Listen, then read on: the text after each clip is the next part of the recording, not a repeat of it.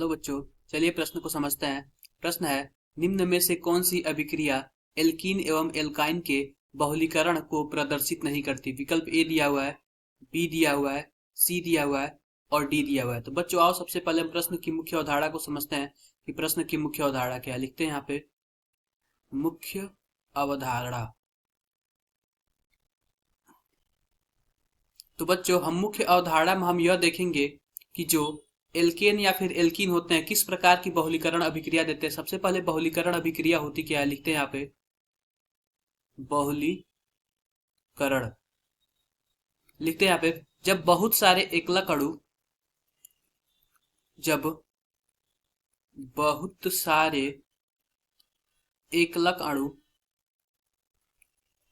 एकलक अणु आपस में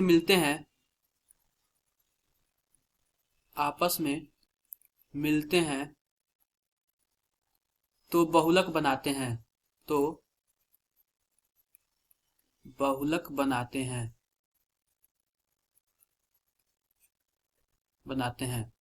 आओ बच्चों, आओ विकल्प के माध्यम से सही उत्तर का चयन करते हैं। तो पहला विकल्प कुछ इस प्रकार दिया हुआ NCH ट्रिपल बॉन्ड CH।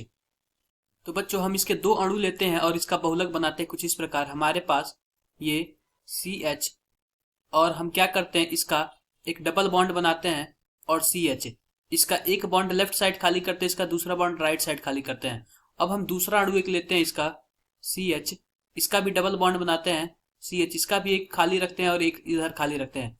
तब इससे होता क्या है कि ये दोनों क्या करते हैं, ये दोनों आपस में मिल जाते हैं और एक लेफ्ट साइड खाली हो जाता है और एक राइट साइड खाली हो जाता है। और ऐसे ही कई अणु मिल जाएंगे तो यहाँ पे हम N अणु लिख देते हैं और यह इसका बहुलक बन गया।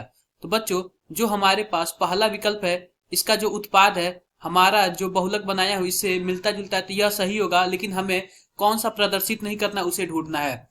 तो बच्चों दूसरा विकल्प देखते हैं। दूसरा विकल्प कुछ इस प्रकार होगा 3CH ट्रिपल बॉन्ड CH। ये बच्चों ये जो एथाइन है, अगर इनके 3 मॉलिक्यूल का बहुलीकरण करेंगे तो बेंजीन का निर्माण होता है। कुछ इस प्रकार बेंजीन का निर्माण होता है।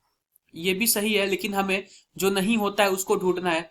तीसरा विकल्प देखते हैं। तो तीसरा विकल्प कुछ इस प्रकार है CH3CH डबल बॉन्ड CH2।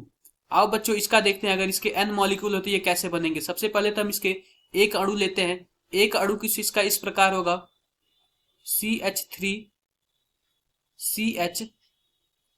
और यहाँ पे हम क्या करते हैं, एक सिंगल बॉन्ड इसका ऊपर छोड़ देते हैं। इसका एक सिंगल हम पहले इसको ऐसे बना लेते हैं, कुछ इस प्रकार बना लेते हैं। तो बनाए कुछ इस प्रकार इसको लिख सकते हैं। हम क्या करते हैं कि इसको CH3 को ऊपर लिख देते हैं और जो ये डबल बॉन्ड वाला है कुछ इस प्रकार कर देते हैं। इसका एक बॉन्ड खोल लेते हैं और कुछ इस प्रकार कर दे। यहाँ पे H है और यहाँ पे भी H है। अब जो बच्चों जो एक बॉन्ड इसका तोड़ा हूं उसको मैं सामने बना दे रहा हूं ताकि दूसरा मॉलिक्यूल इससे आके जुड़ सके। और जब दूसरा इसका सेम मॉलिक्यूल आके जुड़ेगा तो यह भी इस प्रकार का बहुलक बना लेगा। और हम क्या करते हैं, यहाँ पे N लगा देंगे, यहाँ पे N मॉलिक्यूल हो जाएंगे, यानी कि N अणु हो जाएंगे। अभी तो मैंने एक अणु का बनाया, यहाँ पे N अणु जोड़ दूंगा तो यहाँ पे कई अणु हो जाएंगे। अब मैं बात करता हूँ चौथे विकल्प की। चौथा विकल्प हमारा कुछ इस प्रकार है। यह भी बच्चों देखो हमारे उत्तर से मिलता जुलता है, यानी उत्तर यानी ये भी हमारा सही है। चौथा विकल्प देखते हैं, कुछ इस प्रकार है। हमारे पास एथीन दिया हुआ है CH2 डबल बॉन्ड CH2। अगर हम इसका बहुलक की बात करें, इसका बहुलक तो कुछ इस प्रकार बनेगा CH सिंगल बॉन्ड CH और इसका एक एक बॉन्ड तोड़ देंगे और ये एक बॉन्ड दूसरे बॉन्ड से जुड़ेगा और कुछ इस प्रकार बना लेगा CH और CH, इसका भी एक बॉन्ड खुल जाएगा। अब हम क्या करेंगे, यहाँ पे N जोड़ देंगे तो बहुत सारे अणु जुड़ जाएंगे आपस में।